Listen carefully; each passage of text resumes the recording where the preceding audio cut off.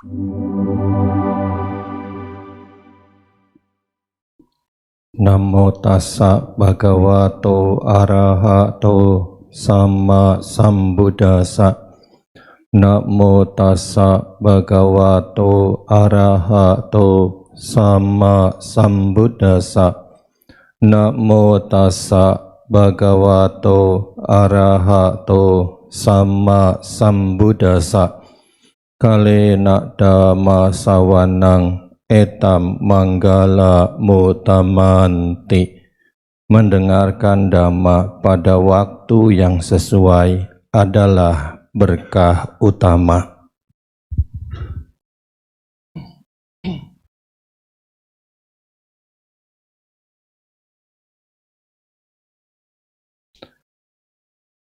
Bapak Ibu saudara sekalian, bersama pada pagi ini Bapak Ibu sebagai umat Buddha menjalankan kewajiban datang ke wihara untuk memberikan penghormatan kepada Tiratana Buddha Dhamma Sangha.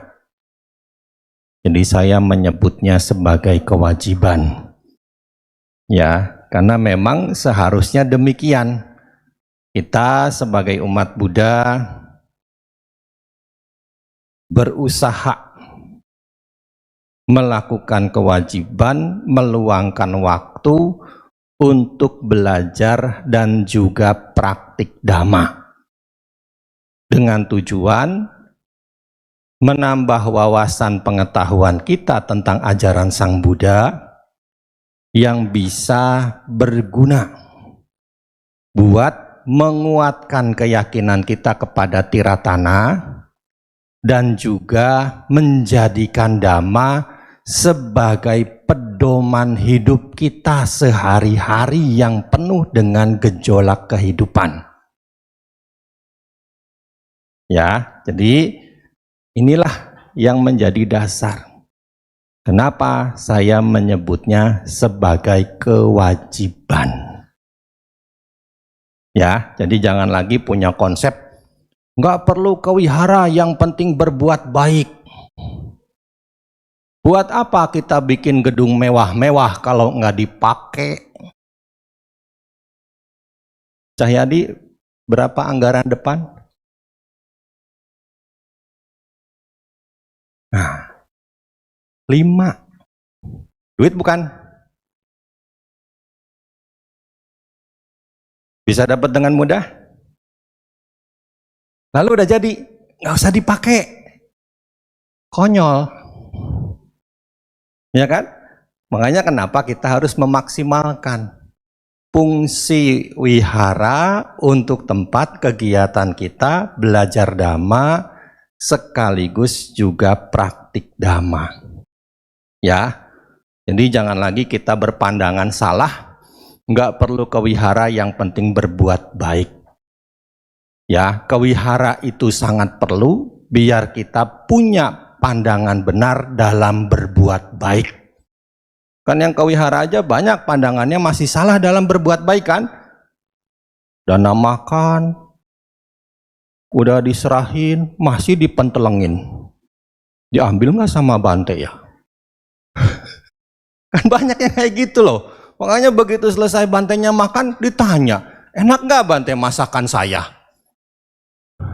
Ada yang kayak gitu. Itu kan berarti pandangannya belum benar.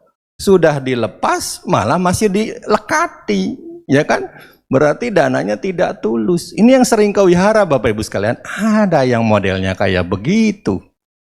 Ya, jadi jangan sampai demikian. Kita perlu ke wihara, belajar dhamma, melakukan kebajikan dengan dasar adanya pandangan benar. Bapak Ibu sekalian, semalam tidur berapa jam? 7 jam.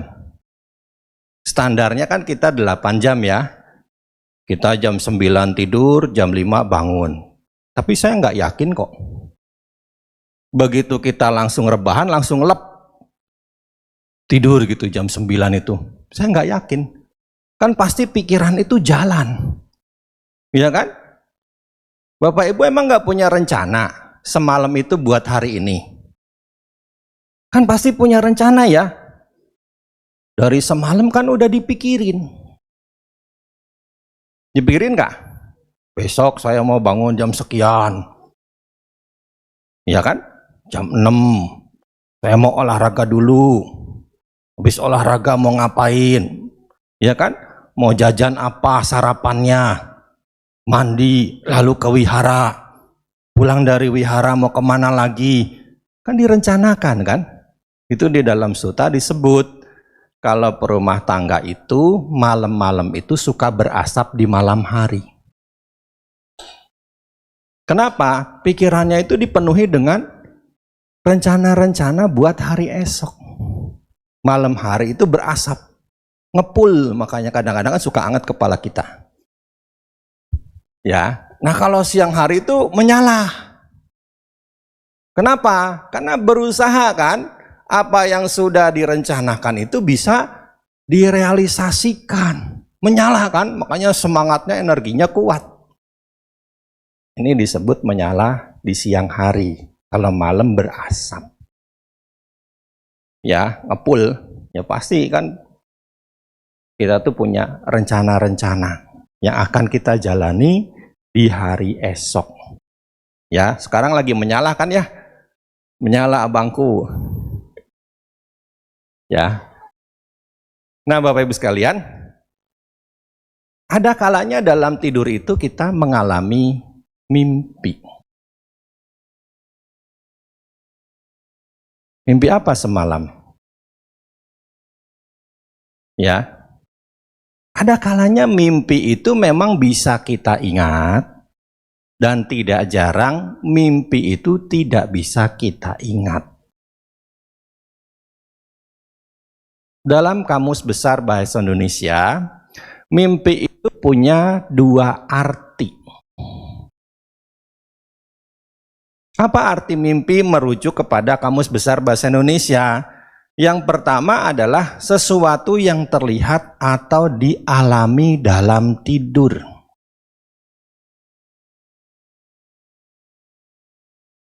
Sesuatu yang terlihat atau dialami dalam tidur.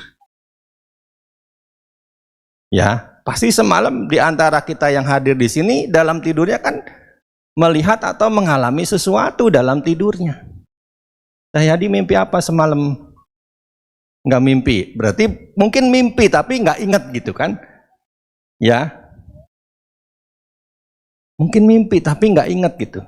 Karena kan ada yang kita tuh tidak mampu mengingat kembali. Ya karena memang hanya selewat gitu, sekilas. Jadi kita tidak mampu menangkapnya dengan baik. Tapi kan ada yang keingetan terus. Sampai-sampai menimbulkan kegelisahan. Lebih-lebih bila mana mimpi itu adalah mimpi yang buruk. Ya. Nah, Bapak Ibu sekalian, yang kedua itu adalah kiasan untuk angan-angan. Arti mimpi yang kedua merujuk kepada Kamus Besar Bahasa Indonesia adalah kiasan untuk angan-angan. Kan kadang-kadang dalam candaan sehari-hari kita suka nanya teman kita ya, kamu pengen apa? Mau jadi apa? Cita-citamu apa? Kemudian dia nyebut pengen ini, pengen itu, mimpi. Ya, kan dulu juga ada kan tayangan di TV ya, mimpi kali ye gitu kan. Ya, mimpi. Jadi itu untuk kiasan gitu. Kiasan yang sehari-hari kita gunakan ketika kita merespon. Orang menginginkan sesuatu, tapi rasa-rasanya kok nggak mungkin bisa dia dapatkan. Karena kita mungkin tahu karakternya. Ya. Apa cita-citamu? Pengen jadi presiden biar bisa pelesiran dalam 3 bulan gitu kan. Pengen punya dapur SPPG gitu kan. Ya. Mimpi gitu kan. Bisa. Ya, ini arti kata mimpi merujuk Kamus Besar Bahasa Indonesia. Kita tidak sedang mengulas tafsir mimpi. Ya, saya tekankan, mimpi yang akan kita ulas ini merujuk kepada sutta. Jadi saya bukan meramal. Karena pekan lalu saya menyampaikan ini, begitu dibuka sesi tanya jawab, ada umat yang nanya, Bante, dalam mimpi saya ngimpi ketemu ibu-ibu, apa tandanya Bante? Saya bilang, saya bukan peramal mimpi, saya hanya merujuk mimpi, merujuk kepada sutta. Ya, nah, di dalam sutta, Bapak Ibu sekalian, penyebab kita mengalami mimpi dalam tidur itu ada 4. Apa saja? Yang pertama adalah datu kobato supinang pasati. Ada gangguan unsur tubuh yang kita alami. Kita sakit, bisa juga efek obat, bisa juga karena makan minum, bisa juga karena tempat tinggal yang baru. Ya. Apa mimpi yang akan kita alami? Kalau seandainya pada saat kita tidur tengkurap, muka kita mendem ke bantal. Apa mimpi yang kita alami? Hah? Berenang, lalu tenggelam. Iya kan? Kenapa? Karena elemen tubuh kita kan tidak normal. Napasnya susah. Kalau kita susah napas, biasanya kita mengalami dalam tidur mimpi yang muncul adalah berenang. Lalu seolah-olah kita akan tenggelam, menggap-menggap. Ya, jadi ini karena ada elemen unsur di tubuh kita yang tidak normal.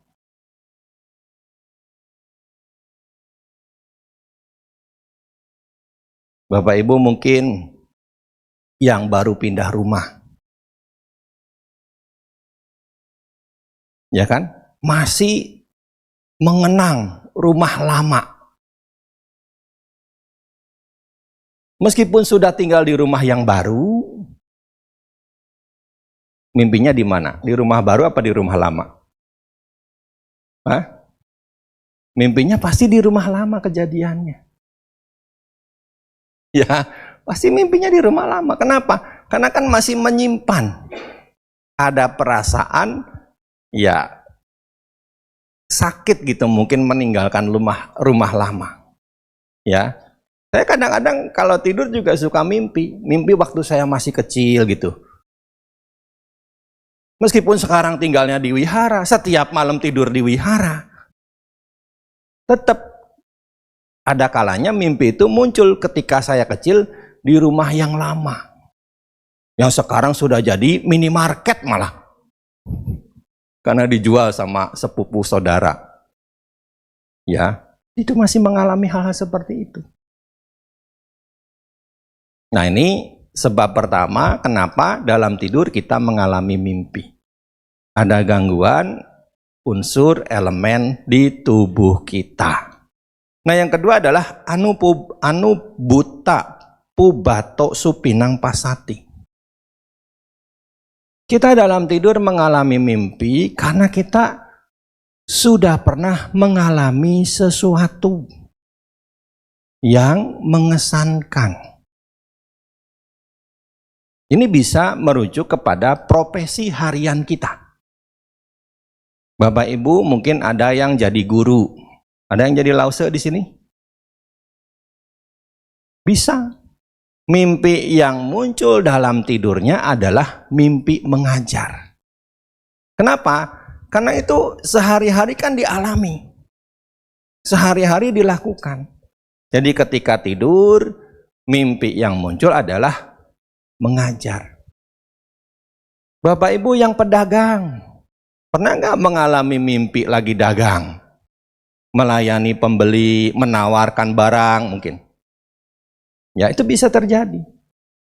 Bisa terjadi. Bapak Ibu mungkin yang profesinya sebagai Romo Dharma Duta, pernah nggak mimpi ceramah? Ya, itu bisa. Kenapa? Karena kan itu aktivitas yang pernah dialami dan dilakukan. Dan itu bisa muncul lagi ketika kita tidur dalam bentuk mimpi. Ya, yang ketiga yang membuat kita mimpi adalah Dewato Pasangharato Supinang Pasati. Ada dewa yang memberi mimpi, menuntun, mengarahkan untuk sesuatu atau makhluk lain. Ya, jadi bisa jadi ini adalah kerabat-kerabat kita dari kehidupan lampau ataupun dari kehidupan saat ini. Ya, biasa kemarin menjelang Cengbeng tuh suka banyak cerita. Umat dimimpiin keluarganya, leluhurnya yang sudah meninggal. Ada yang mengalami? Ya, itu kan menjadi satu pertanda ya, untuk satu kejadian. Ya, mungkin mimpi dia memberi tanda gak punya baju, mimpi lapar, ya ada yang seperti itu. Jadi ini bisa terjadi ketika kita tidur, mimpi itu muncul. Diberitahu oleh dewata ataupun makhluk lain sebagai suatu pertanda. Ya. Nah, kemudian yang keempat yang terakhir adalah Puba Nimitato Supinang Pasati. Mimpi itu sebagai suatu pertanda masa depan yang disebabkan oleh kebaikan dan ketidakbaikan yang dilakukan oleh seseorang. Ya, jadi kalau kita sering berbaik, mimpi yang kita alami pasti mimpi yang baik-baik. Kalau kita sering berbuat jahat, maka mimpi yang muncul bisa mimpi yang tidak baik. Ya, jadi kalau kita suka membunuh, menganiaya makhluk hidup, bisa dalam tidur kita itu kita mengalami mimpi yang menakutkan, menyeramkan sebagai akibat dari perbuatan jahat yang kita buat. Nah, ini Bapak Ibu sekalian, 4 sebab kenapa dalam tidur kita bisa mengalami mimpi. Di dalam Mahasupina Sutta dari kitab suci Anguttara Nikaya kelompok 5, Sang Buddha menyatakan bahwa ketika beliau masih menjadi bodhisatta, beliau pernah mengalami mimpi agung yang menjadi suatu pertanda terhadap kehidupan beliau ke depan. Ya, jadi ini dialami ketika beliau masih menjadi bodhisatta. Seorang arhat itu sudah tidak mimpi dalam tidurnya ya. Seorang arhat itu tidak lagi mimpi. Kalau orang biasa masih bisa mengalami mimpi. Tapi orang yang sudah mencapai kesucian tidak lagi mengalami mimpi dalam tidurnya. Karena sudah bebas dari obsesi. Kalau kita kan banyak dipenuhi obsesi kan. Makanya kadang-kadang bisa itu obsesi kita itu karena keinginannya kuat muncul dalam bentuk mimpi. Ya, mungkin pengen apa itu kan bisa muncul dalam bentuk mimpi. Nah, apa mimpi yang dialami oleh bodhisatta? Mimpi yang agung. Mimpi yang pertama adalah beliau bermimpi tidur terlentang. Tidur terlentang dengan bumi atau Jambudipa itu menjadi kasurnya. Ya, bumi yang luas, bumi yang besar, itu menjadi kasurnya, menjadi ranjangnya. Kepala beliau mengarah ke utara. Di utara Jambudipa adalah Himalaya, rajanya gunung. Ya, rajanya gunung. Himalaya itu menjadi bantalnya. Ya. Nah, beliau terlentang. Tangan kanannya mengarah ke barat. Barat dari India adalah Laut Mediterania. Yang sekarang kapal-kapal minyak lagi dicegat itu. Ya, kenapa? Karena kalau kita lihat di peta, ini India, ini Pakistan, ini tuh sudah Iran. Ya, jadi ini India, ini Pakistan, sebelahnya Pakistan itu sebelah baratnya sudah Iran. Ya, tangan kanan beliau ke barat, ke Laut Mediterania. Tangan kirinya ke timur, ke Samudra Hindia. Kedua kakinya mengarah ke selatan, ke Laut Selatan, Samudra Hindia juga. Ya, ini mimpi pertama yang dialami saat beliau masih menjadi bodhisatta. Mungkin Bapak Ibu kalau yang suka buka media sosial pernah lihat gambar-gambarnya, ilustrasinya.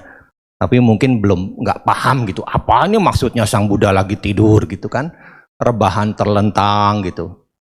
Pernah lihat gambarnya? Hah? Nggak punya media sosial? Ya. Belum lama kayaknya ada postingan ini di IG-nya, di FB-nya Astinda. Ya. Nggak follow akunnya Astinda. Nah. Kita harus promosi sesama kita.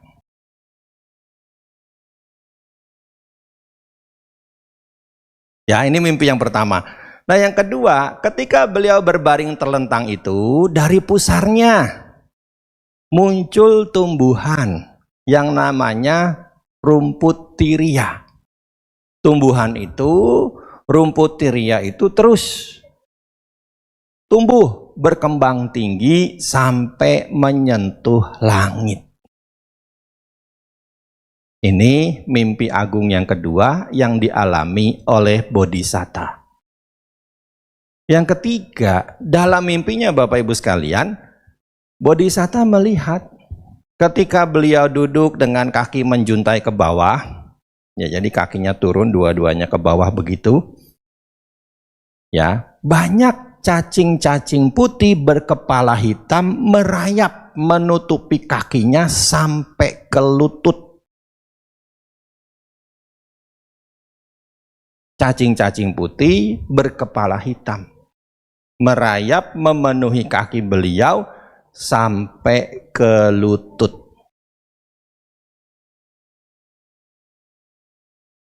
Ini mimpi yang ketiga. Yang keempat, beliau bermimpi ada 4 ekor burung dengan 4 warna yang berbeda terbang ke arah beliau. Jadi dari depan ada burung berwarna apa, dari kanan ada burung berwarna apa, dari kirinya ada burung berwarna apa, dari belakang ada burung berwarna apa. Terbang semuanya ke arah Sang Buddha. Dan begitu mendekat, burung-burung itu semuanya jatuh ke kaki Sang Buddha. Dan semuanya yang tadinya berwarna-warni, semuanya warnanya berubah menjadi putih.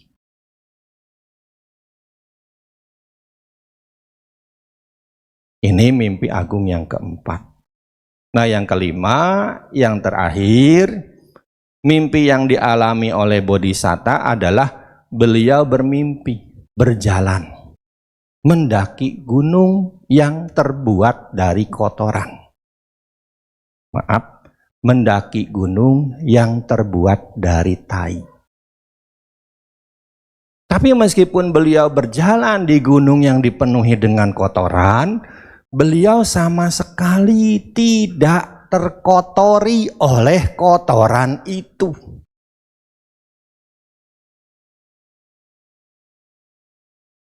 Sama sekali tidak terkotori oleh tai. Ini mimpi yang kelima yang dialami oleh Bodhisatta. Nah, Bapak Ibu sekalian, inilah 5 mimpi agung. Ya, makanya disebut Mahasupina. Mimpi agung, khotbah tentang mimpi agung yang dialami Sang Buddha ketika beliau masih menjadi Bodhisatta. Seperti yang tadi sudah disampaikan, 5 mimpi ini adalah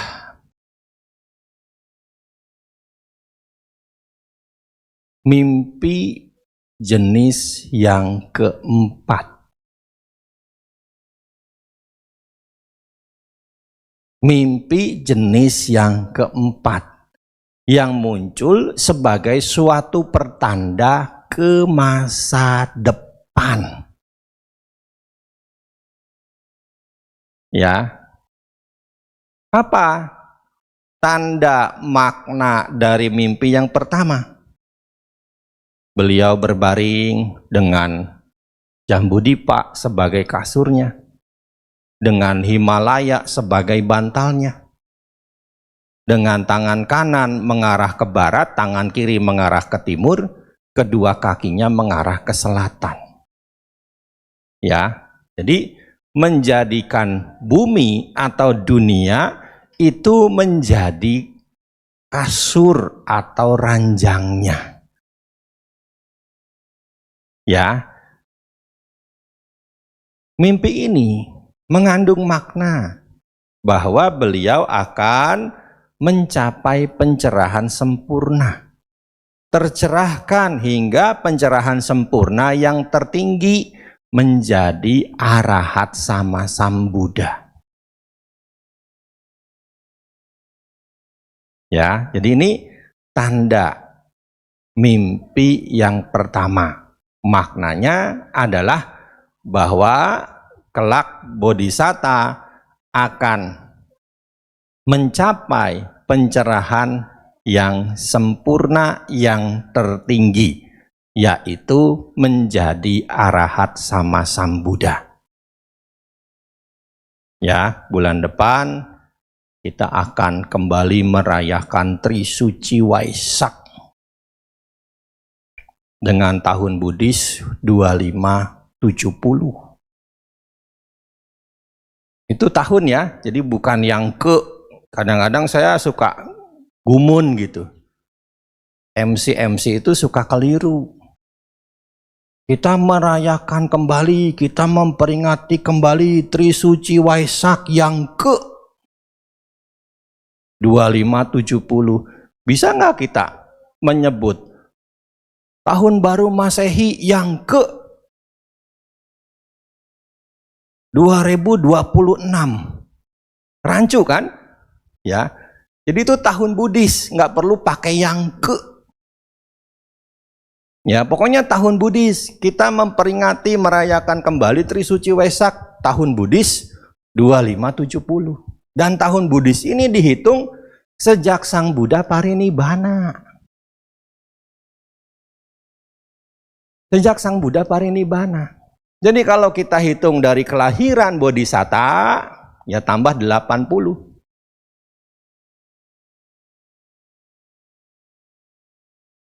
Ya, 2570 ditambah 80 berapa?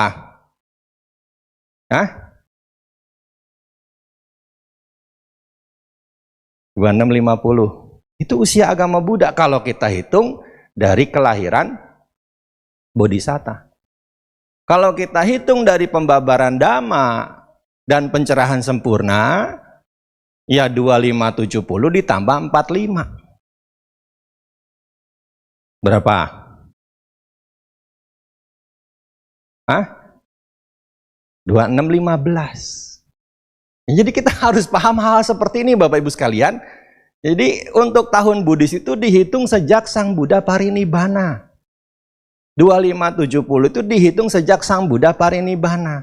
Kalau kita hitung dari kelahiran berarti sudah 2650. Kalau kita hitung dari pencerahan dan pembabaran Dhamma berarti sudah 2615.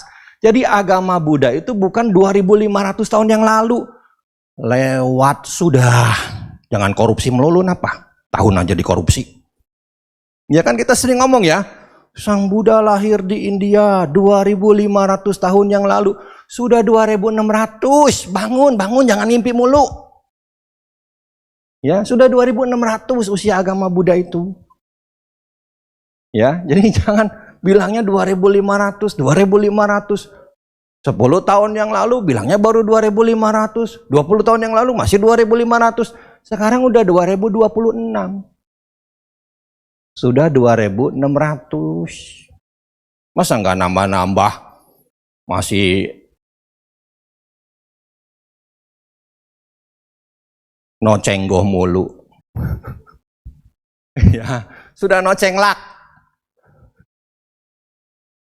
Ya, sudah nocenglak. Jadi bukan lagi nocenggoh lagi. Ya. Jadi nanti diingetin mumpung belum Wesak, ya kan? Jadi jangan salah lagi. Nanti kalau masih salah lagi berarti dablek. Ya, jadi makanya sebelum Wesak harus ada himbauan-himbauan yang disampaikan. Nah ini arti mimpi yang pertama. Nah yang kedua Bapak Ibu sekalian, muncul pohon tiria yang terus tumbuh sampai menyentuh langit. Ini menjadi tanda bahwa beliau akan memahami, mencapai pencerahan dengan jalan mulia berunsur 8. Dan beliau tidak hanya menyelaminya untuk dirinya sendiri, tapi beliau mengajarkannya juga untuk para dewa dan manusia. Ya, jadi ingat, jalan mulia berunsur 8, jalan yang menuju pada akhir penderitaan. Jadi kalau kita pengen mencapai kesucian, apa yang harus kita lakukan? Hah? Ya, jalan mulia berunsur 8. Jadi jangan cuma bilang meditasi. Meditasi itu baru satu dari jalan mulia berunsur 8. Jangan keliru. Ya. Kan kita sering ngomongnya kalau pengen mencapai kesucian kita harus meditasi. Meditasi juga kan harus ditopang oleh sila. Kalau silanya jelek gimana meditasinya mau maju? Ya kan?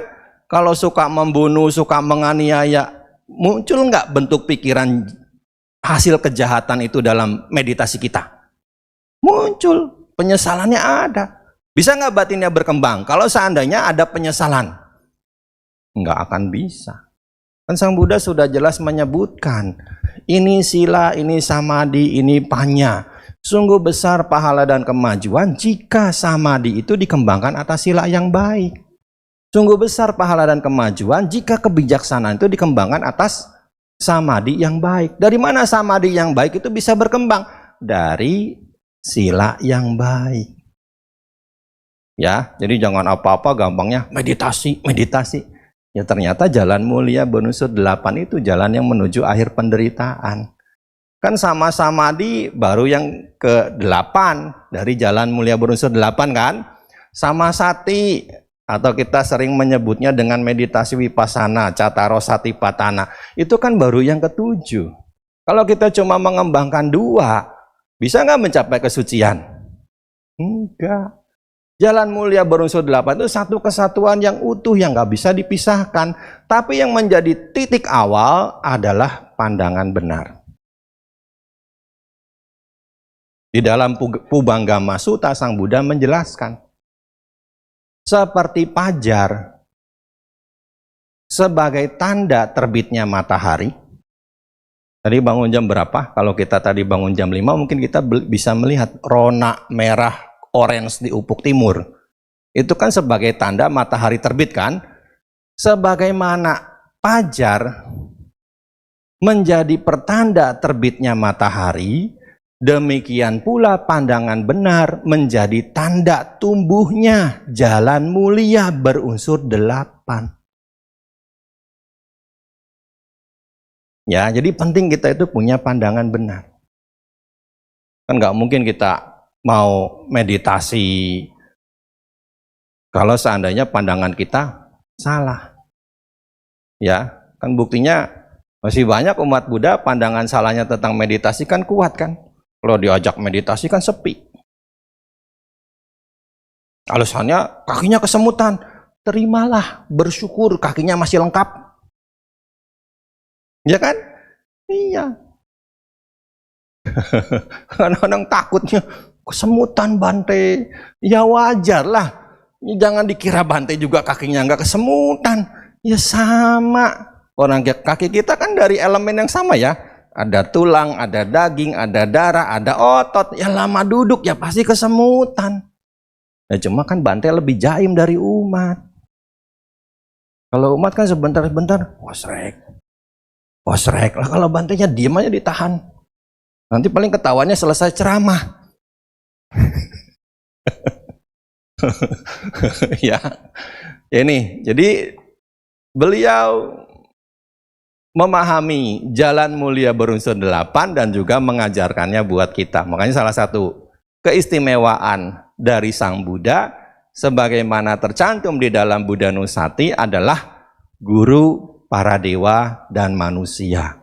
Sata Dewa Manusanang. Makanya kan beliau punya waktu jam 6 sampai jam 10 petang sampai malam mengajar manusia. Jam 10 sampai jam 2 subuh mengajar para dewa. Ya, lalu waktu ketiga beliau istirahat 1-2 jam, lalu meditasi Mahakaruna Bhawana, lalu melakukan aktivitas pribadi, lalu menuju orang yang sudah dilihat dalam meditasi Mahakaruna Bhawana sambil pindah patah. Ya, ini makna mimpi yang kedua. Muncul pohon, tumbuhan, rumput tiria yang sampai menyentuh langit. Sebagai makna bahwa beliau mencapai pencerahan dengan jalan mulia berunsur 8. Yang ketiga, banyak cacing-cacing putih berkepala hitam. Apa maksudnya dari mimpi ini? Kelak beliau akan memiliki banyak pengikut perumah tangga. Upasaka, upasika seperti Bapak Ibu sekalian. Ya, makanya cacing-cacing putih berkepala hitam. Masih mending ya daripada tikus-tikus berkepala hitam. Ya, makanya kalau kita ke negara-negara Buddhis kan, umat Buddha di negara-negara Buddhis itu mereka berangkat ke wihara dengan mengenakan pakaian atasan putih, bawahan juga putih. Ya, jadi itu sebagai simbolisasi. Kalau biku disebut mereka yang berjubah kuning, upasaka upasika itu adalah mereka yang berbaju putih. Ya, tapi kita belum bisa menyeragamkan hal ini. Ya. Jadi ya udahlah, yang penting pakai baju aja ke wihara. Ya. Jadi belum bisa diseragamkan. Tapi di Bali sudah mulai ya keseragaman ini dilakukan. Jadi mereka-mereka umat Buddha di Bali itu sudah mulai mengikuti tuh pola-pola seperti di negara Buddhis. Kenapa? Karena kultur budaya di Bali kan hidup. Saudara-saudara kita yang Hindu juga kan begitu kan? Kalau ke pura mereka berpakaian sesuai dengan konteks peribadatannya. Ya, tapi ya pelan-pelan ya kita juga harus berusaha. Ya, sekarang kan atasannya sudah putih-putih, tinggal bawahannya. Ya, nanti kalau jadi Maga Budi atasannya kuning, bawahannya yang putih. Ya, jadi itu. Jadi butuh proses bertahap. Yang penting sekarang pokoknya niatnya dulu lah. Belajar dhamma, datang ke wihara daripada rebahan di rumah. Ya, ini makna mimpi yang ketiga. Nah, yang keempat, Bapak Ibu sekalian, 4 ekor burung dengan 4 warna. Datang dari 4 penjuru, jatuh ke kaki Sang Buddha, berubah menjadi berwarna putih. Dalam budaya masyarakat India, dikenal sistem kelas masyarakat, atau sistem kasta, atau warna dharma, yang sebenarnya muncul dari perbedaan fisik antara orang India asli dengan pendatang, Dravida dan Arya. Ya, Dravida itu orang India asli. Arya itu bangsa pendatang yang konon berasal dari Eropa Timur, dan Pangeran Siddhartha itu orang Arya. Pokoknya dia ganteng, ya cakap gitu. Kan di dalam Wesaka Punami Pujakata kan disebutkan kan, Arya Kesu Manusesu. Ya, jadi di tengah-tengah bangsa Arya, di tengah-tengah manusia. Ya, jadi makanya ganteng. Makanya kalau kita ke India sekarang, yang cakep-cakep itu sebenarnya generasinya generasi gen bangsa Arya. Ya, orang-orang Arya itu yang jadi artis-artis tuh. Ya, dulu waktu 2009 ke India, masih ada Bante Attakaro. Saya nuntun beliau. Ya kan, kalau kita ziarah ke India kan banyaknya ke pedesaan ya. Dan banyak penduduknya itu item-item gitu. Ya Bante Attakaro ya, mana ini yang cakep-cakep kayak di film kan. Ya, semuanya item-item semua kulitnya kan ya. Karena kan ke pedesaan, bukan ke kota besar gitu. Kalau di kota besar pasti banyak yang kastanya tinggi-tinggi, yang pasti mereka secara kemampuan ekonomi ada, sehingga mereka hidupnya di daerah perkotaan. Nah, Bapak Ibu sekalian, jadi 4 kelas masyarakat, Katiya, Brahmana, Wesa, Sudha. Jadi kaum bangsawan, kaum agamawan, kaum pedagang, bahkan mereka yang kastanya rendah, bahkan yang di luar kasta pun di kemudian hari akan memasuki kehidupan suci. Dan ketika mereka sudah memasuki kehidupan suci, meskipun latar belakang status sosialnya berbeda, semuanya bisa mencapai kesucian. Ya, yang tadinya warna-warni ketika sudah masuk menjalani praktik dhamma, semuanya bisa berubah menjadi berwarna putih. Ya, putih kan secara umum diakui juga sebagai simbol kesucian.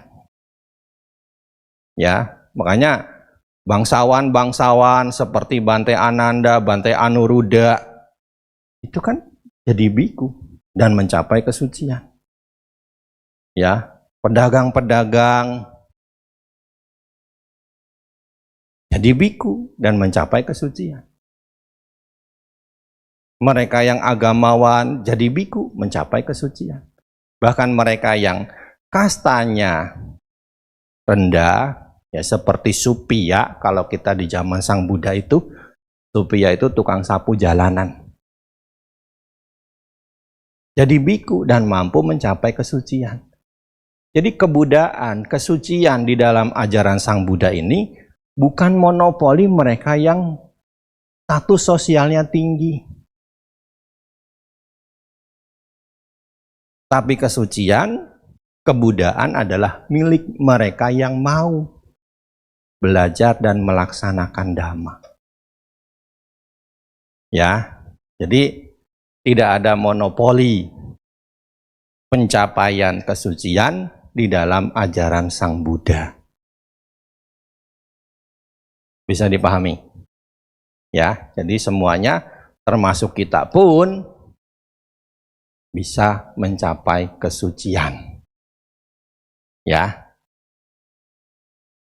Nah, yang terakhir, mimpi yang kelima adalah beliau berjalan mendaki gunung yang penuh kotoran. Kotoran itu simbol apa? Kelak beliau akan menerima banyak persembahan 4 kebutuhan pokok. Jubah, makanan, tempat tinggal, obat-obatan, sarana dan prasarana lainnya. Tapi meskipun persembahan yang begitu banyak, beliau tidak terlena dengan persembahan tersebut. Karena mengetahui, ya, kalau seandainya terlena dengan persembahan tersebut, itu bisa menjadi bahaya. Beliau melihat bahayanya dan mengetahui jalan keluar darinya. Ya, kan namanya kotoran ya, kalau memang kita lekati, ya itu bisa menjadi kotoran betulan yang mengotori batin, yang mengotori pikiran. Ya, makanya ya seperti konteks tadi, kalau Bapak Ibu dana makan, ojo dienteni, ojo ditakoni bandengnya, enak gak bandengnya masakan saya? Kadang-kadang kalau di wihara-wihara tertentu ada ibu-ibu yang nanya begitu selesai makan itu. Jawaban saya apa? Besok juga dibuang. Ya kan? Seenak apapun hari ini kita makan, kan besok juga dibuang kan? Emang mau disimpan terus dalam perut? Enggak mungkin. Ya, jadi kita harus memahami gitu Bapak Ibu sekalian, apa sih fungsi 4 kebutuhan pokok itu? Ya termasuk bagi Bapak Ibu sebagai perumah tangga sekalipun ya kan? Jadi jangan sampai ya terlena.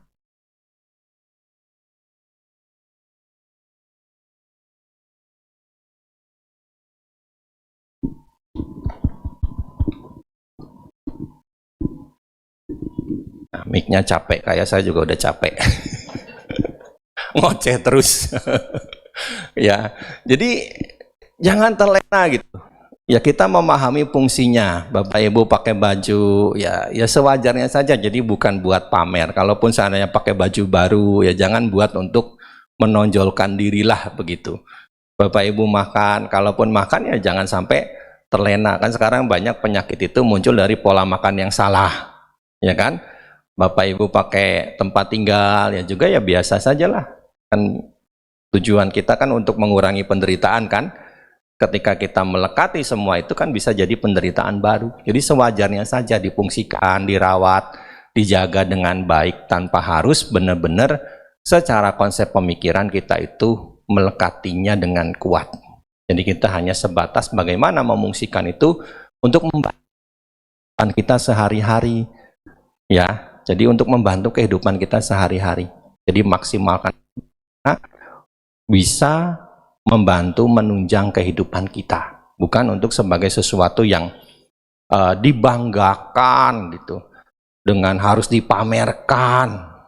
Ya, kan kalau begitu ketahuan nanti kita baru kaya. Baru punya. Ya, makanya suka pamer. Ya. Jadi ini makna dari 5 mimpi agung yang dialami oleh Bodhisatta. Ya, ini dialami ketika beliau masih menjadi Bodhisatta, belum mencapai pencerahan sempurna. Dan itu menjadi satu pertanda bahwa kelak beliau akan mencapai pencerahan sempurna. Dan sekarang sudah terrealisasi. Ya, jadi inilah Maha Supina Sutta, khotbah tentang mimpi agung Bodhisatta. Ya marilah kita menyambut datangnya Trisuci Waisak dengan menguatkan pembelajaran dan pelatihan Dhamma kita. Ya, jadi mumpung kita masih punya kesempatan untuk belajar Dhamma, mumpung kita masih punya kesempatan untuk melaksanakan Dhamma, mari kita maksimalkan pembelajaran dan pelatihan ini agar hidup kita semakin bahagia sebagai umat Buddha. Terima kasih atas perhatiannya. Semoga kita selalu berlindung pada Buddha Dhamma Sangha hingga mencapai padamnya dukkha. Sabe sata bhavantu sukhita, semoga semua makhluk hidup berbahagia.